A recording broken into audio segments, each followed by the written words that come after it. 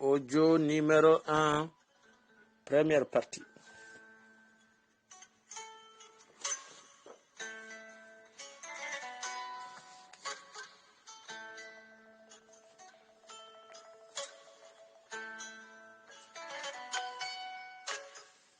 Au nom de Dieu clément et miséricordieux, paix et salut sur le sceau des prophètes, qui a dit dans l'un des hadiths authentifiés que celui qui meurt dans la préservation de ses biens est un martyr,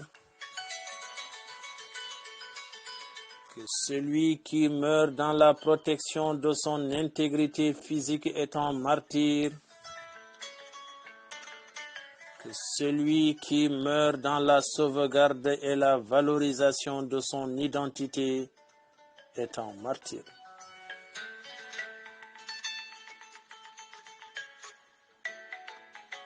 Mes chers compatriotes, il me plaît de vous présenter en audio le livre témoignage de notre frère l'ex-officier Si Mohamedou, intitulé L'enfer d'Inal, Mauritanie, l'horreur des camps.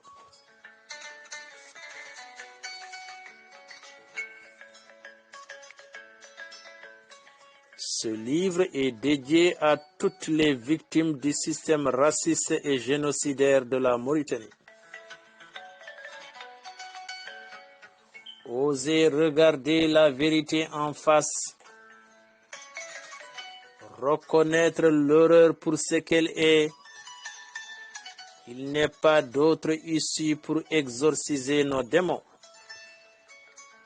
Contribuer à faire la lumière sur les atrocités qui ont ensanglanté la Mauritanie et son peuple et aider à ce que justice soit rendue sans plus.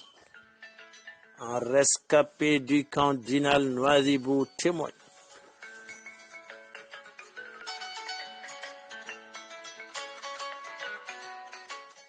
Préface. Voici un livre nécessaire et qui vient à son heure. Mohamedou Sy aurait pu l'écrire près de 10 ans plus tôt. Sans doute était-ce alors trop difficile, à peine sorti de l'enfer d'Inal, de fouiller la mémoire pour en extraire toutes les violences et les humiliations vécues. Trop difficile surtout de prendre le recul nécessaire pour faire œuvre réellement utile. Trop difficile enfin de dire l'horreur sans haine. Aujourd'hui, le temps est venu, Mohamedou Sy, s'appuyant sur les notes prises de sa libération, nous livre un témoignage authentique, dépouillé, tout entier sous-tendu par l'exigence de vérité et de justice. Et ce témoignage, en effet, vient à son heure. Aujourd'hui, il ne s'agit pas seulement, ce qui est indispensable, de faire œuvre de mémoire. Il s'agit de mettre cet effort et l'on pressent quel courage il faut pour ne pas tourner résolument le dos à ces atrocités humaines au service de la lutte contre l'impunité. Une lutte que l'on peut désormais mener avec l'espoir légitime de réussir. Malgré la lâcheté du gouvernement britannique qui a rendu le bourreau du peuple chilien à sa retraite dorée, l'affaire Pinochet a confirmé, après les condamnations à Arusha et à La Haye, de plusieurs tortionnaires et assassins, politiques ou militaires, qu'il n'existe plus d'immunité pour les crimes majeurs, actes de torture, crimes de guerre, crimes contre l'humanité, génocide. L'affaire Pinochet, malgré sa conclusion pitoyable, a confirmé aussi qu'un tortionnaire pouvait être jugé par un tribunal étranger. Peu importe le lieu où le crime a été commis, peu importe la nationalité des victimes. Tout État signataire des grands traités internationaux a le droit ou le devoir de juger les tortionnaires et les auteurs ou complices de crimes contre l'humanité, de guerre, de génocide.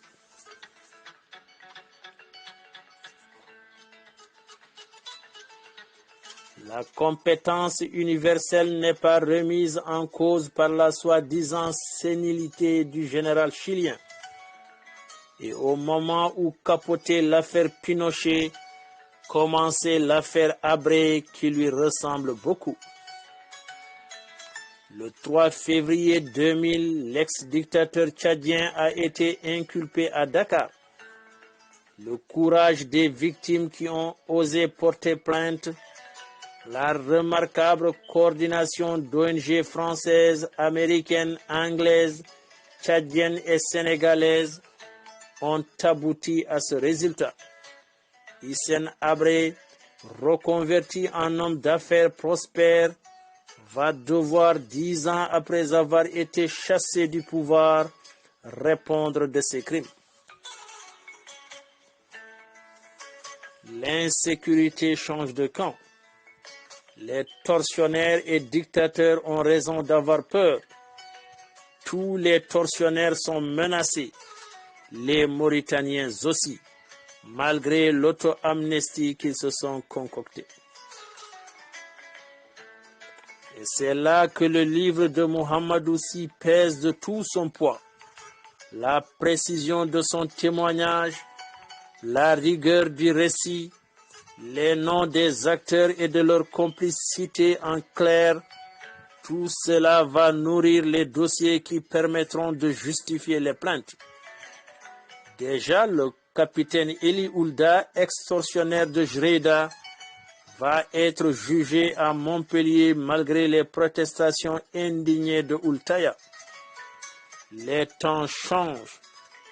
En 1993, le gouvernement français, au mépris de ses engagements internationaux, avait empêché l'arrestation du colonel Ould Boilil, dont nous avions dénoncé la présence à l'école de guerre de Paris. Plutôt que de prendre les mesures conservatoires qu'impose la Convention contre la torture, la France avait facilité son rapatriement honteux à Nouakchott, où Oultaya lui avait fourni un placard qu'il occupe encore.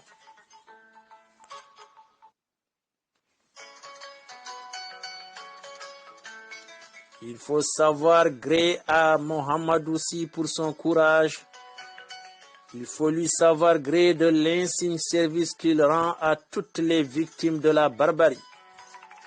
Les éléments précis qu'il livre ici permettront, ajoutés à d'autres témoignages déjà recueillis, de fonder les qualifications de crimes de guerre, de crimes contre l'humanité et même de génocide.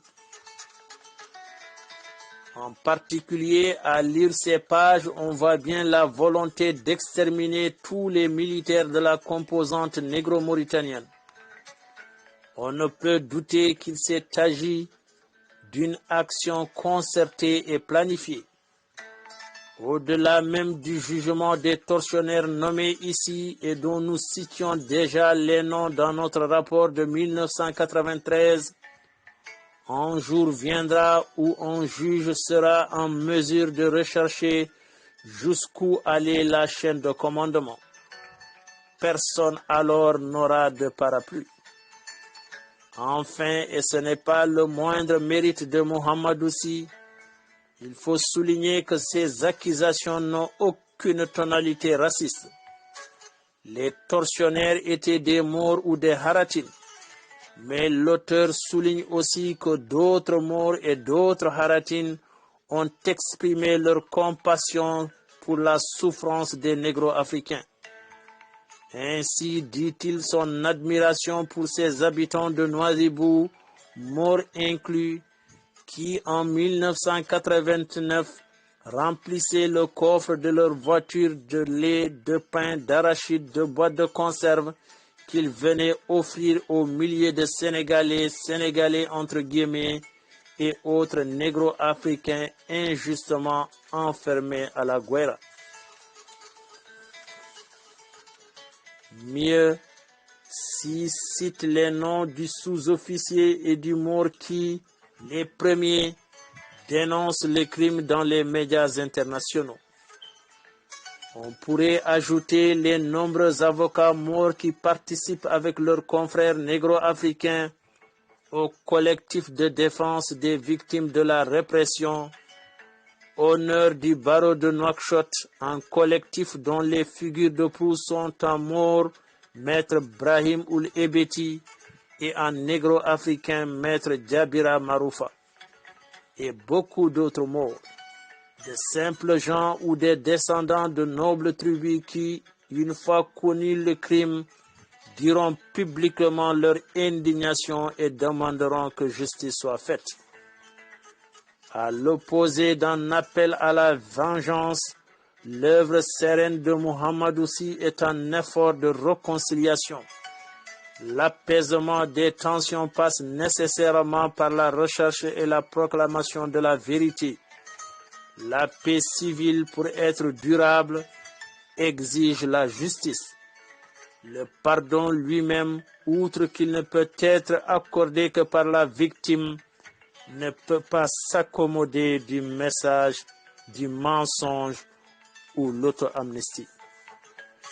André Barthélemy, président d'Agir Ensemble pour les droits de l'homme.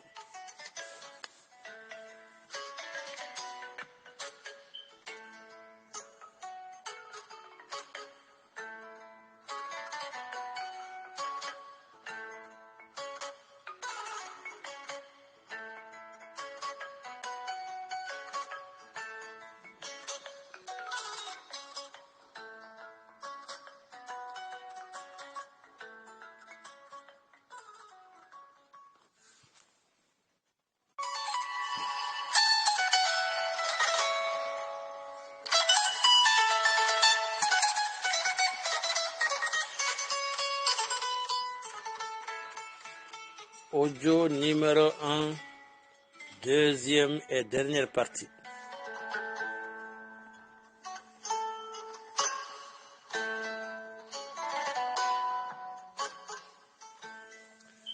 L'enfer d'Inal, Mauritanie, l'horreur des camps, par Si Mohamedou.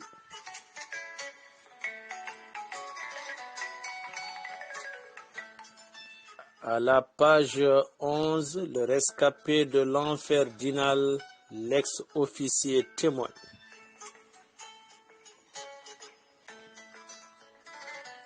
Mise au point.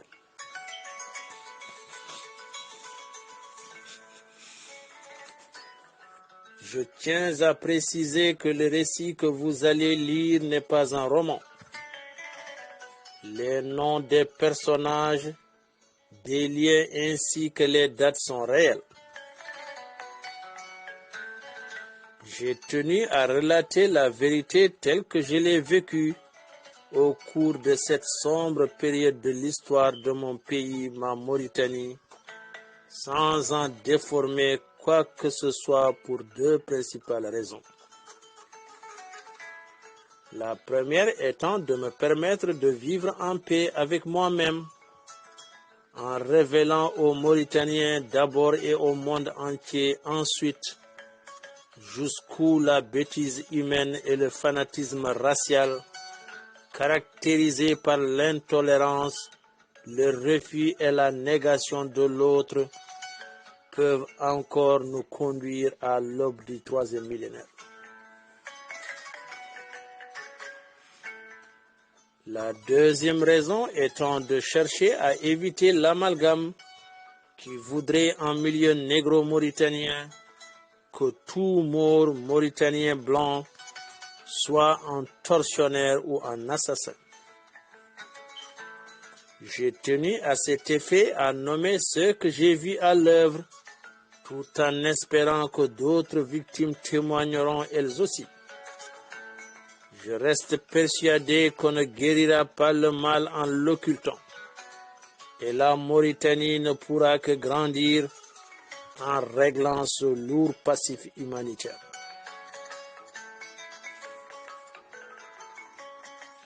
Certains passages seront pénibles à lire, surtout pour les parents des victimes.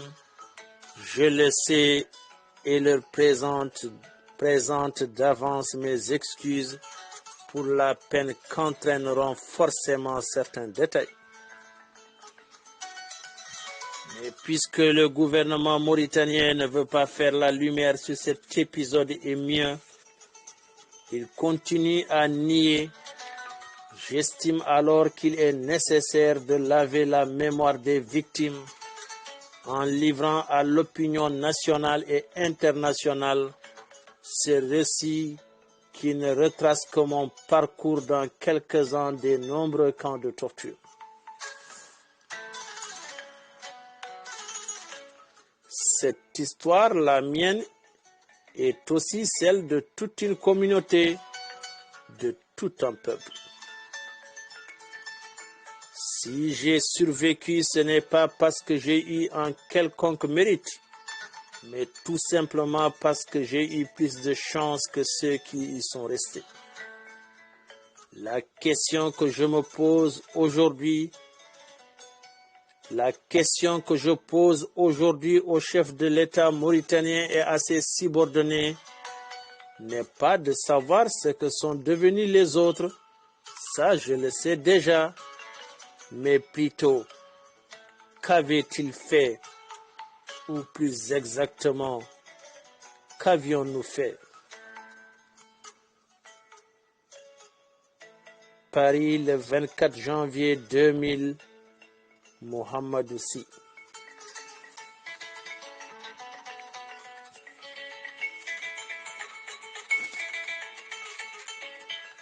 Toujours à la page 13, le rescapé de l'enfer d'Ina, l'ex-officier témoin. La Guaira.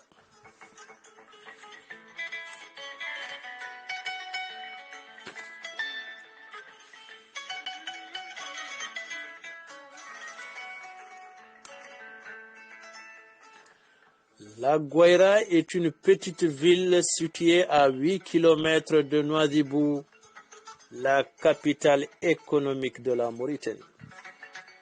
Autrefois, elle fut une ville florissante, construite sur le modèle occidental. Elle attirait beaucoup d'étrangers à cause de son activité commerciale. C'était au temps où le Sahara occidental était une colonie espagnole. La Guaira était alors la deuxième ville de Rio d'Oro. Le commerce y battait son plein.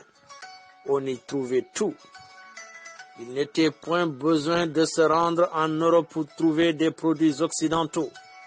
La Guaira était une porte de l'Occident à 3 km de la frontière mauritanienne. Une route bitumée la reliait au tronçon Nouadhibou-Kansado, le quartier de résidence de la plupart des employés de la SNIM, Société nationale d'industrie minière.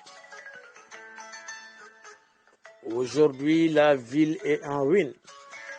La route est complètement envahie.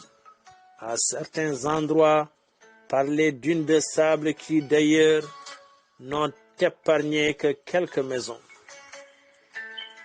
Les rares habitations qui tiennent encore debout sont occupées par les familles de militaires de la base ou de pêcheurs. Les usines ont cessé de fonctionner depuis fort longtemps. Même le groupe électrogène qui alimentait la ville s'est arrêté depuis 1985. D'ailleurs, il ne tournait plus que 2 heures par jour, de 20 heures à 22 heures.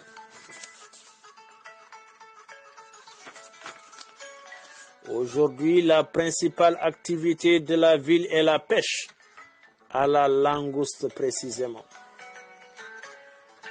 Au départ des Espagnols, la Mauritanie et le Maroc sont entrés en guerre contre le Front Polisario. La population autochtone de Rio Doro, Sahara occidental, pour le partage du territoire. Le Maroc devait occuper le nord du Sahara et la Mauritanie le sud qui comprend la ville de La Guaira et Dakhla. Pour la Mauritanie, la guerre dura 4 ans avant qu'elle ne se retire du conflit et par là du territoire saharaoui. Elle conserve cependant La Guaira pour des raisons de sécurité avec l'accord du Maroc et du Polisario.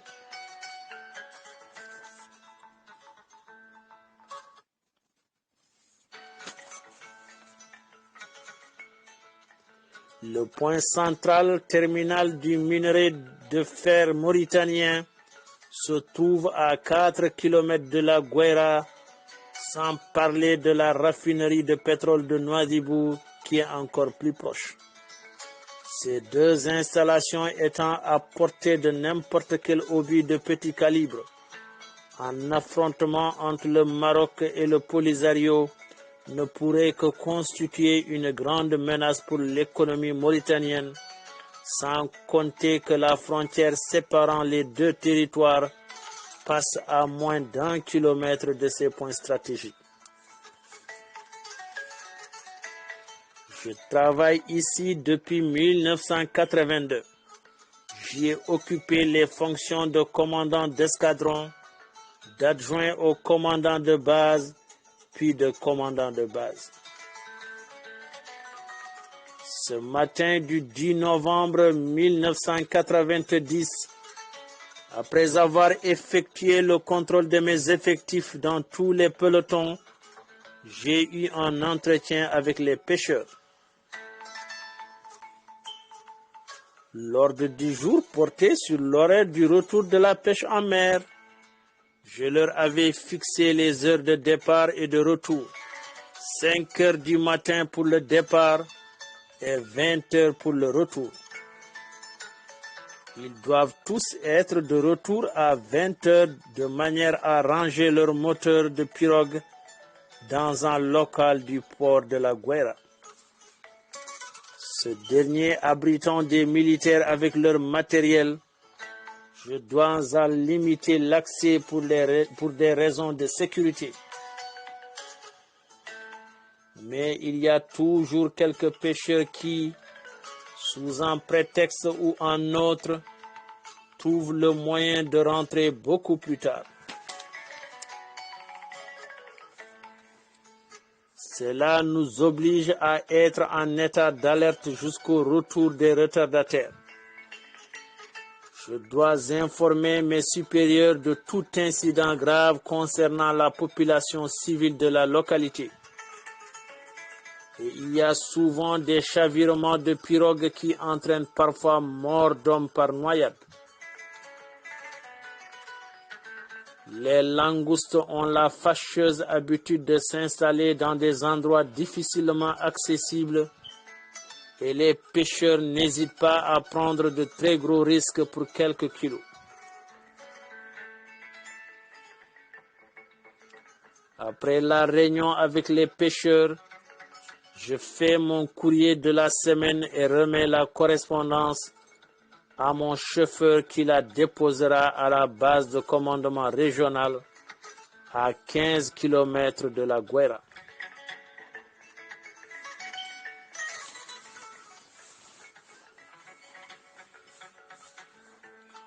On est samedi, premier jour de semaine en Mauritanie.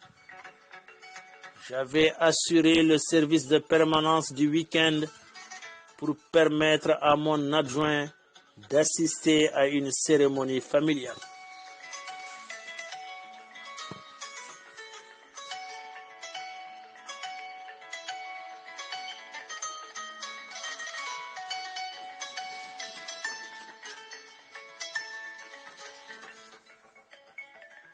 Fin de la deuxième partie de l'audio numéro 1.